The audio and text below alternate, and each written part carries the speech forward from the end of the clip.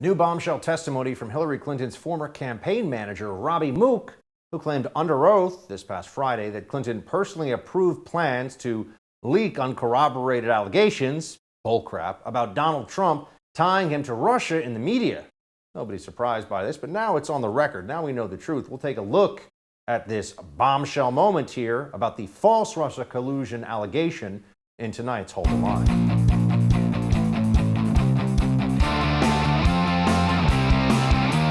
Welcome to Hold the Line. I'm Buck Sexton. We knew it, but now we know it, right? Now it's proven. Now we actually have them on the record. And this is getting us to the final stages, I think, of the Russia collusion lie and the unraveling thereof. Because, folks, this was atrocious from the beginning. They pretended that Donald Trump, then the sitting president, and before that, the Trump campaign, somehow worked with Russia to steal the election. And this was madness all along. It didn't make sense. Well, it turns out that, of course it didn't make sense. It was all a giant fabrication. Here is Robby Mook, who was Hillary's campaign manager. This is what he said under oath in court on Friday. I discussed it with Hillary as well. I don't remember the substance of the conversation, but notionally the discussion was, hey, we have this and we want to share it with the reporter. She agreed. This was the Russia collusion story. This was putting it out there in the press that Donald Trump worked with Russia to steal the election, which was just such a crazy and outlandish idea all along. But as we know, the deep state also mobilized on this. Pro-Hillary elements from within the FBI and the Department of Justice decided that they would also get in on this lie. And in fact, in some of their FISA applications, remember that, the Foreign Intelligence Surveillance Act that they were using to look at Trump, some Trump staffers, they actually cited, the FBI cited some of the very news stories that relied on the lies directly from the Hillary campaign. The Hillary campaign paid for, through a lawyer, the dossier, and the dossier was the primary basis for the FISA investigation. So this was Oppo research lies, Oppo research smears from this lady, Hillary Clinton, was used not only to try to destroy Donald Trump before the actual election could happen, but then afterwards, with the addition of the special counsel, was used in essence as a kind of internal soft coup effort from within the government itself to oust Trump as some kind of payback because this woman, Hillary Clinton, didn't win. This is all on the record, folks. This is all based on the facts. We've had to wait years to unravel all of this, but we see it for what it is. The truth has finally come out, and Hillary's dirty tricks, even dirtier than anybody could have anticipated before all this. Here's a tweet from 2016, just a few days before the election, by the way, from Hillary Clinton herself. Computer scientists have apparently uncovered a covert server linking the Trump organization to a Russian-based bank. Now, let's understand this. That was a complete and utter lie. A total lie. But the smears from Hillary shouldn't be surprising to anybody because she's reckless, has no integrity, is obsessed with power, and is just an unethical person top to bottom.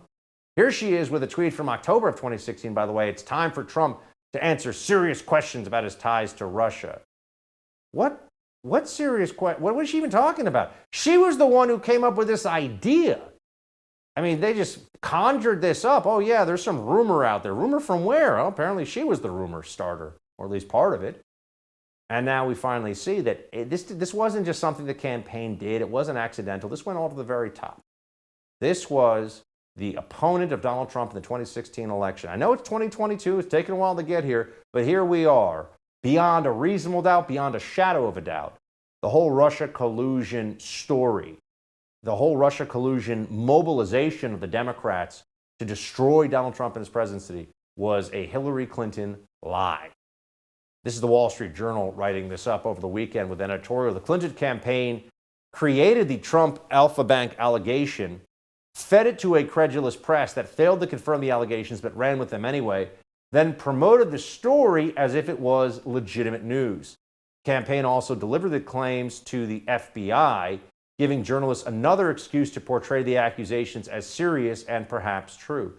So understand, this was a really big deal. This is a really big component of what happened here. It wasn't just giving the information to journalists. They also fed the information, the smear, to the government and acted like this was somehow vetted. The government ran with this.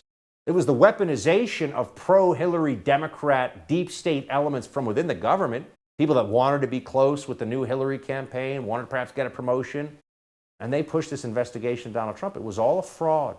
It was all a fraud. But weaponization of the deep state is unfortunately not limited to this one very egregious instance against Donald Trump.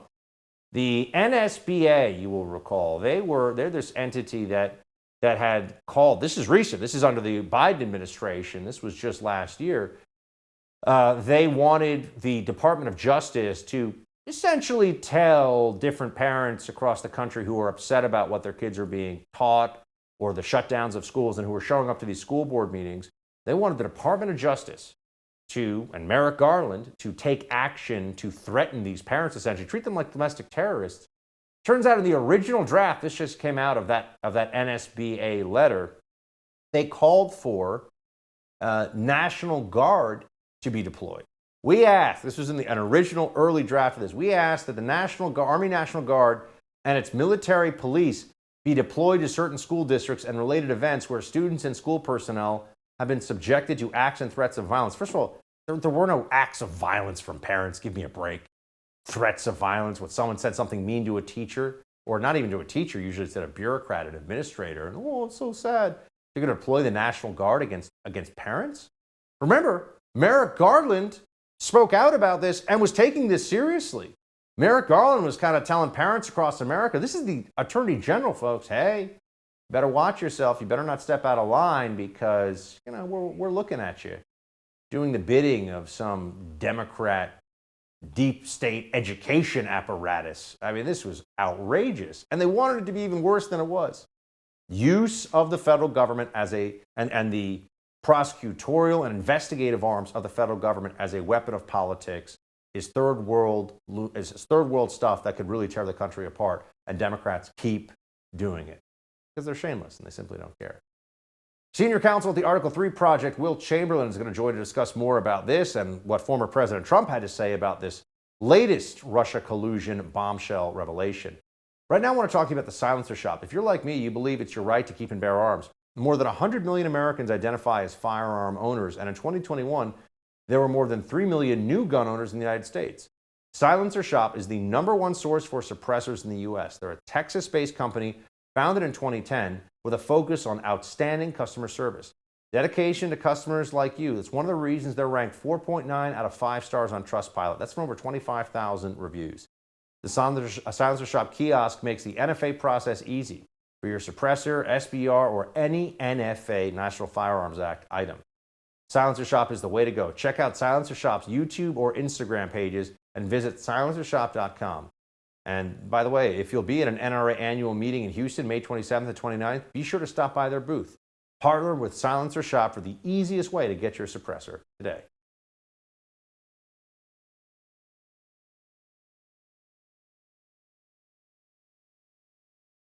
Today, the trial for Clinton campaign lawyer Michael Sussman resumes after last week's stunning testimony exposing the extent of Hillary Clinton's 2016 smear campaign. And former President Trump is furious. Rightfully so, of course. Joining me now with reaction, senior counsel of the Article 3 Project, Will Chamberlain. Will, thanks for being with us.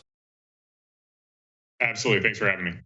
I understand that there's a big portion of the country that wants to completely memory hole, completely forget all about the Russia collusion madness that really consumed the country for about 3 years before COVID. Turns out Michael Sussman, though, was doing dirty work for Hillary Clinton for her campaign.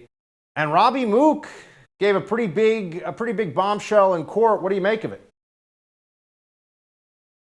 I mean, it's sad that we have to learn about it 6 years on, right? Like that's, the shenanigans. Sussman certainly committed a criminal act when he lied to the FBI. But the shenanigans from the Clinton campaign probably weren't criminal. but are really disturbing and really damaging to the country. So it's sad that we're only learning about it 6 years after it happened. It would have been nice to learn about it during the Trump administration. And I'm thinking about the massive lost opportunity of, instead of spending 3 years swallowed by the Mueller investigation on the Russia hoax, imagine if we had, a much better attorney general from the beginning who could have shut that down and immediately gone to work on what exactly the Clinton campaign was doing, fabricating from whole cloth a connection between Trump and the Russians. Also, I wonder, how somebody on the left would try to respond to. It seems that this is so clearly what Hillary did, a bad faith abuse of the system, such that it really raises questions about what rights we do have, what rights that obviously President Trump and then the Trump campaign before that had. Because if you can just be running against somebody in politics and get a FISA warrant on them because because you tell somebody, hey, I think this guy's doing stuff for the Russians. Oh, let's just run FISA on them. That is what happened here. I mean, it's pretty remarkable when you think about. She basically told a tale and then had her little minions run that tale to the intelligence community, including the FBI, including other three-letter agencies. And they were doing the bidding of the Trump campaign against of the Clinton campaign against the Trump campaign, a political opponent. Yeah, the funny thing is they were also doing it on their own. There were factions in the FBI that didn't need to be told to work on behalf of the Clinton campaign, that were doing it just independently because they wanted to. Yeah, it's really hopefully the Durham investigation report is actually put out there, and we get a blueprint for the kind of reforms that are necessary to prevent this from happening again. I think that's the logical thing we can get out of it. In addition to whatever prosecutions can be brought, I'm very happy. It's clear, it's sad that only Sussman so far can be prosecuted. It's just he committed such a clear crime, right? And there's no question that he committed it. So I think that's kind of the reason Durham is using him to tell the story of what the Clinton campaign was doing. But hopefully, I'm just like, okay, so what can we do about this? Well, hopefully when we take power next time, we'll have like a blueprint to solve the problem and prevent this from happening again. Here's a Donald Trump statement. He's active on Truth Social these days. Pretty fun. It's like the good old days. Trump's statement on the Sussman trial. This is one of the greatest political scandals in history. For 3 years, I had to fight her off and fight those crooked people off. Where do I get my reputation back? I think that's an entirely fair and accurate assessment from President Trump. I think it's worth reminding everybody, Will, that, here we are a year and a half into the Biden administration, and the objections of conservatives are, you guys suck at this job, the economy is imploding, the border is a mess, crime in cities is sky high. It's substantive. The primary method of opposing the Trump administration for 3 years was the Russia collusion lie that Hillary herself was laundering through the intelligence community. Yeah, Trump has reason to be aggrieved, and that statement about where do I go to get my reputation back is sort of the classic answer for why we have libel laws. Probably also why they need to be liberalized in this country, because while what the Clinton campaign did to President Trump may not be actionable criminally, it certainly should be actionable civilly, right? They basically lied about the guy. They fabricated a bunch of evidence to support the lie, and knowingly overlooked the fact that it was meaningless in order to impugn this false connection between Trump and the Russians based on what promotional emails that got sent to Trump Tower. Right? And they knew it. They knew it was nonsense too, and they went along with it anyway. He has plenty to feel wronged about. And it's sad, really. It's just you feel very frustrated because, again, this was 6 years ago. The Trump already lost in 2020. So the idea of kind of actually making Trump whole seems very challenging. But hopefully we can just figure out a way to stop this from happening. Do you think that this raises also just some questions about the special counsel statute as it exists? Because, let's just take a quick review here. So the Hillary campaign basically spreads a rumor about Donald Trump, and then that rumor is the basis for a special counsel investigation of Donald Trump. Meanwhile, the sitting president right now, Joe Biden, has a son who clearly engaged in tax fraud. Alleged, I know we have to say, but tax fraud, money laundering investigation, foreign Foreign corrupt practices may even come into effect. I mean, there's a lot of stuff that Hunter Biden legitimately could be on the hook for here from a criminal perspective. The son of a sitting president, and no special counsel. So, I mean, what's the point, right? I mean, if a special counsel can start on a rumor but not on this, why do we even have it? I mean, I think we're in a better situation than we were in the 90s, where under the independent counsel statutes, the executive branch had no supervision at all over what the FBI and DOJ were doing. And since the FBI and DOJ are generally staffed with progressives and Democrats, I think we'd much rather have a situation where where ultimately, if we have our president in the White House, we can have some accountability for DOJ, and it can't just go off and do things like the Mueller investigation again. Hopefully, in the future. But yeah, it indicates the problem of you're trying to create a completely independent, non-politicized justice system, and I don't think that's possible. And it's clear that, even with something like a special counsel statute where supposedly the attorney general should be acting independently, they're just not. Merrick Garland should have appointed a special counsel to investigate Hunter Biden months ago. He's clearly conflicted, as is the entire Biden White House. This is the classic case where you'd want a special counsel, since there's like clear criminal wrongdoing by a family member of the president. So you need to insulate it from political pressure. A much clearer case than for Russiagate, and yet we're not getting one. So I think it doesn't matter what statute you write, be it an independent counsel or a special counsel statute or whatever you want, until you actually staff up DOJ with conservatives, you're not going to get the outcomes you want. Yeah, or also change the entire population in terms of the politics of D.C., because D.C. juries not about to get justice for anybody involved in trying to tear down Trump with the Russia collusion lie. They're all a bunch of MSNBC watching, Washington Post subscribing libs, unfortunately, as you well know. Yeah, very true. I mean, it's unclear that whether a conservative could ever get a fair trial in any politically charged case here. You had so many quick guilty verdicts against conservatives that were, really pretty baseless. It's one thing that we certainly could do in the next time is that there's a way to move these cases out of DC. Like, there really should be a federal statute, and conservatives should try and pass something to get politically charged cases out of DC into somewhere, from somewhere like the Western District of Virginia. Sounds like a good place for me. Pretty close by. Somewhere else for sure. Will, good to see you, man. Thanks for the expertise. Yep. Thanks for having me. Liberal Bill Maher is questioning the spike in trans children from a data perspective, and the woke left is losing its collective mind. Tiana Lowe is going to join me to talk about that, but right now let's talk about protecting your home. If you own a home, a property, here's 2 reasons you never want to become the victim of home title fraud. Reason number 1, when a cyber criminal sneakily worms his way onto your home's title, he'll take out loan after loan using your home's equity, then he'll vanish, leaving you to prove you didn't commit fraud. Reason number 2, you could be a victim of home title fraud and not know it for months. No agency notifies you or asks you if you sold your home or added someone to the title. You'll find out when the collection calls start for those loans, which you never took out. Nobody knows more about how to help stop this crime than Home Title Lock, America's trusted leader. Here's what I urge you to do. Go to HomeTitleLock.com, read the testimonials from retired FBI agents and others, then register your home address to see if you're already a victim. When you protect your home, tell them Buck Sexton sent you for 30 free days of protection. HomeTitleLock.com. Again, HomeTitleLock.com.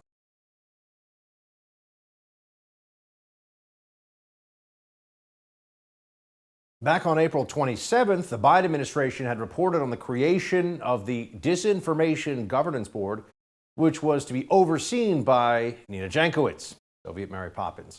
3 weeks later, it is on hold, or it was on hold, I should say, until further notice. According to a report from the American Conservative, to put together a better communication strategy and create an outfit capable of achieving the plethora of goals the Biden administration set for the Disinformation Governance Board, a DHS advisory council will review the project and make recommendations in 75 days. So, unfortunately, the DGB is possibly on its way back. That's right. It is not done with just yet. Joining me now to discuss, contributor at The First, Tiana Lowe. Tiana, make sense of the madness. What's going on here? Hi, Buck. I mean, I guess the one good thing we can honestly say is I can't remember the last time that Twitter has done such a successful job at galvanizing critics both conservatives, obviously, but also, many members of the more left end of the spectrum to bully someone out of a new federal job. And I mean this in a good way, because this should be viewed as widely contemptible. Obviously, conservatives were able to latch onto it in a more organized manner because, we have hosts and we have Fox News all willing to pillory it. But, the left, it's not Rachel Maddow and it's not CNN that were criticizing this, because they are very much on the same disinformation war. But you did see the New Republic, and you did see The Nation, of all places, were was one of the publications that put out one of the most scathing exposés of the fact of just how much Jankowicz was a purveyor of disinformation. But of course, this thing will not go away quietly. Anytime the government, and especially the government under a Democrat, has a new apparatus that they can build to censor speech and further surveil American citizens, they will use it. That's been the entire raison d'etre of the entire DHS and its 20-odd year history. So we have to remain vigilant. They will find someone less patently cringeworthy than Jankowicz next, but probably someone far more insidious and probably someone a little more effective at their job. Well, they announced today, Tiana, that Michael Chertoff, former DHS chief, is going to be a part of the Disinformation Board. So this then brings us back to, okay, all fun and games about Soviet Mary Poppins aside, this is just a bad idea. Like, this is not something, people don't want the government to think that it should have some active policing of information role. No, and we've seen the DHS continue to overstep this mandate in the entire history of its existence. You have the liberal criticism that it's a paramilitary force that did, wiretap protesters in 2020, that isn't necessarily regulated in the way that we would want border control to be effective. Just look at record border crossings under President Brandon. But then from the conservative perspective, we really did launch a forever effort against a forever war in the early aughts, and we're still seeing the repercussions of this. Right, so this proposed new replacement head of the board was one of the primary authors of the Patriot Act. And I think that we've seen the Patriot Act wasn't exactly used for its original intentions. My fear, honestly, is that the feds and the federal government see the playbook that was used against the supposed Gretchen Whitmer kidnappers and get much more into the entrapment of domestic dissenters, because it's clear when you look at the people who have been touted for this role, people like Jankowicz, it's not that they are opposed to disinformation because they pervade Russian misinformation and the Hunter Biden laptop hoax lie. It's just that they just care about disinformation only when it goes in one way. Here is the former head of the Disinformation Board, or short tenured head of it, Nita Jankowicz, defending the reasoning behind its creation. Watch. This board was set up to counter real disinformation that makes Americans less safe. Things about false information related to disasters, border security, our elections, and other critical infrastructure like pipelines and banks. So those who stand in opposition to the board, which, as the secretary said, was just an internal coordinating mechanism, something to make sure that we were efficient and using best practices, are standing in the way of our national security. What do you say to that? Get it, Buck, if you dissent to the idea of the federal government monitoring speech and trying to control it, you are a threat to national security. I guess I'm a threat to national security now. We're all just threats to national security. Oldest trick in the book, right? With what Jankowicz is specifically saying here in terms of the topics that pose threats to national security, things like the border and things like elections. The census did a miscount of states. That was a very quiet news story that got dropped last week. What were the states that were overcounted the population? New York. States that were undercounted, Florida, and I think Texas. So I'm very concerned about the veracity of our elections. I'm very secured about the security of our elections. But that's not what they're concerned about. They're concerned about 55 people on a QAnon messaging board and pretending like that everyone and their mother who watches Fox News at night. And so when they talk about national security, they have a very specific purpose. Remember, those of us who are COVID hawks on the right, I like to think people like me and people like Tom Cotton early on, we were accused of spreading disinformation when we pointed out that there was a Wuhan lab that was doing the sort of biohacking on novel coronaviruses that eventually created the current coronavirus. And that was considered disinformation. To me, I think calling that disinformation is a much bigger risk to national security than caring about 55 QAnon board members on Facebook. Switching gears, Tina, HBO's Bill Maher on his show Real Time had some strong words about what's going on now with the trans community, or rather the trans agenda as it pertains to children and experimentation with hormones. Watch this. Because we're literally experimenting on children. Maybe that's why Sweden and Finland have stopped giving puberty blockers to kids. Because we just don't know much about the long-term effects. Although common sense should tell you that when you reverse the course of raging hormones, there's going to be problems. Yeah, there are problems. There are. I mean, to his point, yes, those Nordic countries that, 10 years ago were trying out the gender neutral thing realized that they went too far. Why? Because they pathologized puberty, which is something that's supposed to be uncomfortable. Has anyone ever been like, oh, I loved being in 6th grade and going through weird growth spurts and insert embarrassing bodily fact here? No. So, and especially you compound that confusion sown by what the left doesn't want to call groomers, with the loneliness of COVID, especially, the bluer the area, the longer the school shutdown was. So if all you are at home, on Tumblr, I guess the kids use TikTok now, reading about people who are saying, I'm lonely, I'm confused, I don't like my body, rather than realizing that's a part and parcel of growing up, people are given sort of this easy solution, which is, trying on a new gender identity the same way the rest of us used to try on punk outfits or, but there are many actual biological concerns, beyond even just the surgery element, which again, I don't think we should be allowing, minor teenage girls to surgically remove their breasts or perform sterilizing surgeries or therapeutics. Beyond that, there's still ample research that the puberty blockers alone will inhibit a trans child's future ability to reach full sexual maturity and development. That's something that, a child has no concept of consent for. So for all that the left loves to talk about, consent between fully grown adults and everything being rape culture, we are taking away these children's prior consent for sexual pleasure in the future. And that's something that they've done no scientific research on. This is still in a very experimental phase. And, if it took them a year to get out a vaccine for your 4-year-old, how much work do you think they're doing on the puberty blockers? Tina, appreciate the perspective. As always, good to see you. Thanks, Buck. President Biden raising eyebrows overnight from Japan, saying the U.S. military will defend Taiwan if China invades. Senior fellow at the Foundation for Defense of Democracy's Bill Roggio is going to join us next to discuss this gaffe from the gaffe machine. Stay with us.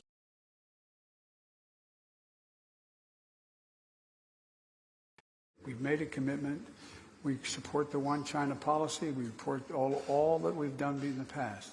But that does not mean that China has the ability, the jurisdiction to go in and use force to take over Taiwan. So we stand firmly with Japan and with other nations not to let that happen. During a press conference with Japanese Prime Minister Fumio Kishida, President Biden revealed to the world that the U.S. would indeed come to Taiwan's defense if they were invaded by China.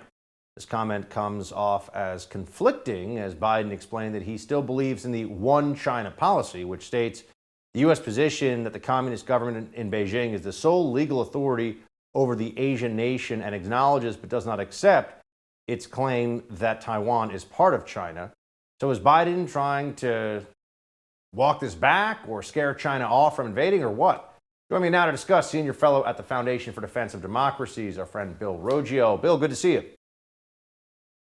Great to see you, Buck. Thanks for having me. So in the realm of national security gaffes, how do you assess this one. We've got the strategic ambiguity policy when it comes to Taiwan. Apparently, it's not so ambiguous anymore.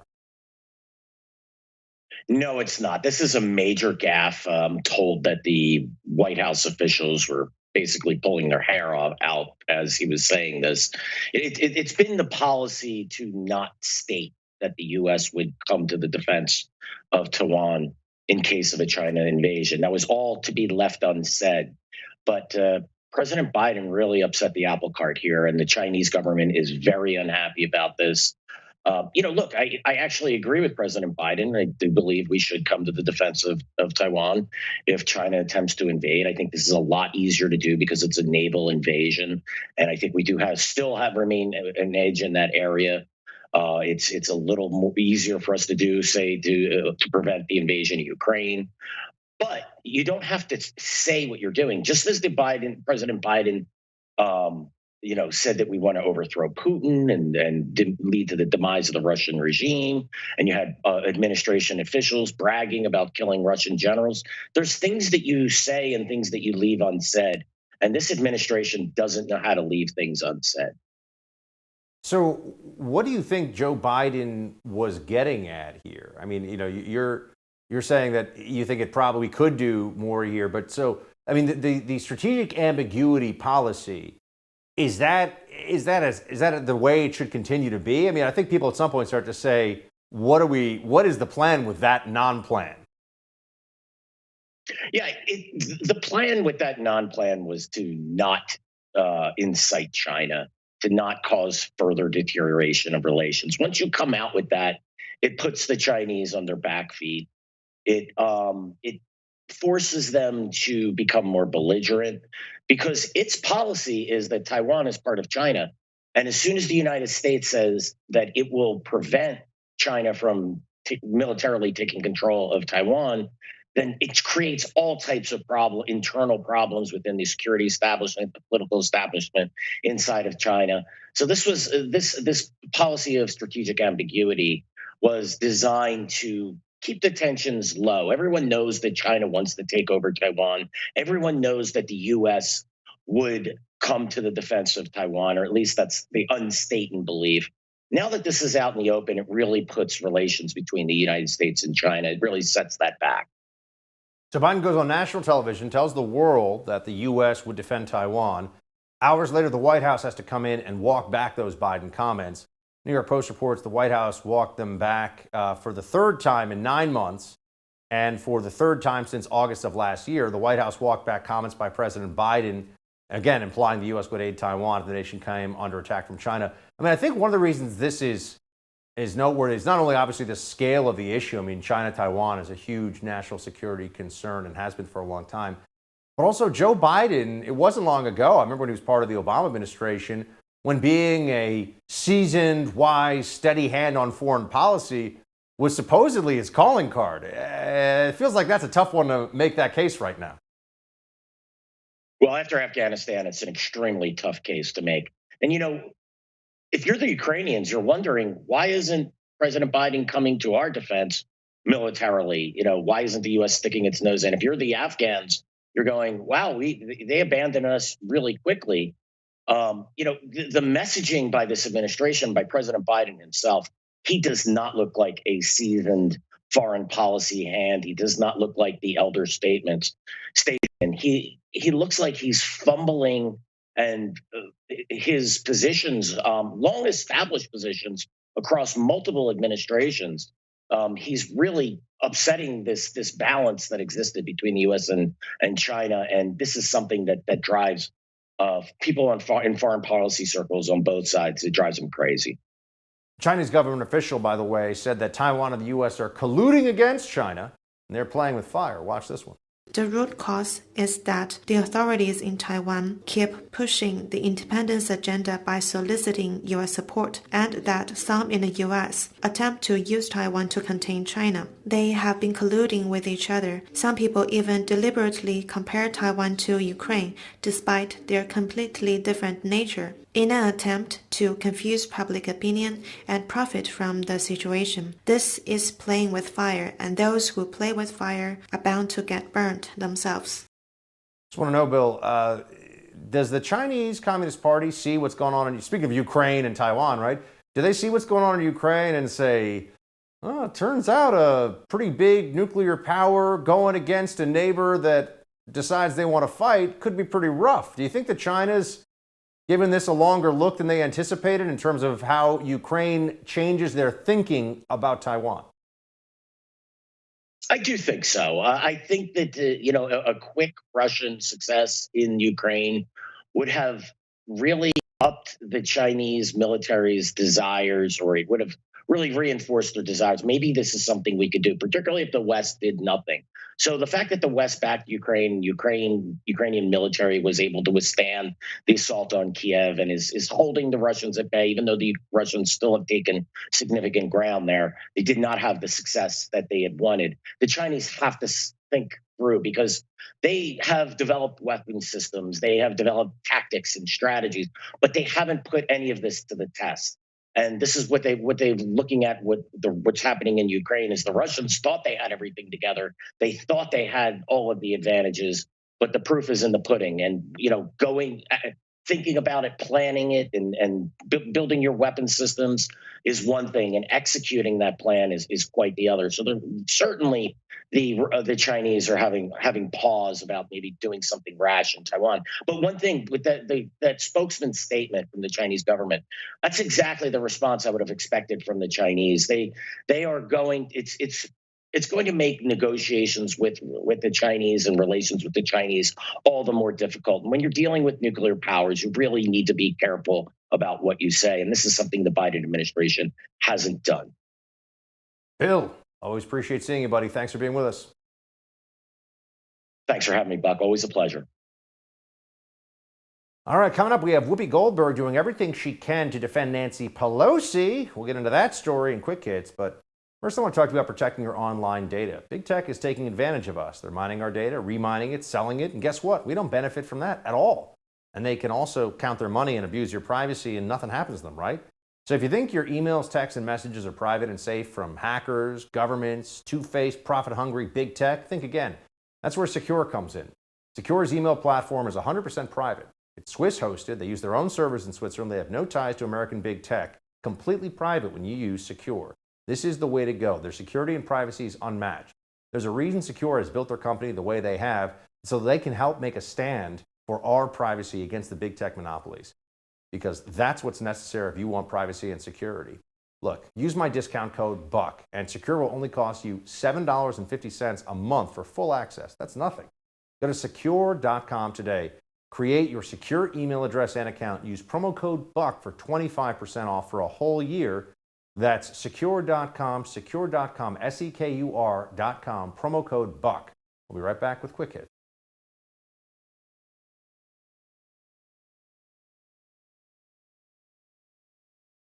Monkeypox is making its way around the world, and the federal government is investing in carbon dioxide reduction because these people are insane. When you hear about what they're doing, you're going to say, you've got to be kidding me. It's time for Quick Hits. Let's get to it. First of all, Carbon Removal Technologies is getting a $3.5 billion federal investment. The federal government is investing in machines that, get this, suck giant amounts of carbon dioxide out of the air in the hopes of reducing damage from climate change.